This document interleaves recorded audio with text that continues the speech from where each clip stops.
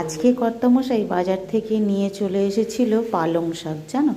আমি তো সেই নিয়ে খুব রাগারাগি করলাম যে শীতকাল ছাড়া পালং শাক কি ভালো পাওয়া যাবে, আর সেরকম কি টেস্ট হবে। এই নিয়ে একটুখানি বাড়িতে রাগারাগিও হয়ে গেল। তো ভাবলাম যে কি করে বানাবো। আর এইটা একটুখানি চিংড়ি মাছ দিয়ে বানালে, বা অনেকে গেঁড়ি দিয়েও বানায়, ডালনা মতো করে, সেটা দিয়ে করলে বেশ ভালো লাগে খেতে। কিন্তু এখন তো সেই সব হাতের কাছে নেই, কি করব, একটু নিরামিষ দিয়ে, মানে নিরামিষ করেই বানালাম। একটুখানি বড়ি, কচু, আলু, বেগুন আর একটুখানি কাঁচকলা দিয়ে বানালাম। তো দেখলাম যে না, খেতে খুব একটা খারাপ হয়নি, জানো। আর পালং শাকগুলো বেশ, মানে তরতাজাই ছিল, পুরো মনে হচ্ছে শীতকালে যেরকম পাওয়া যায় সেরকম।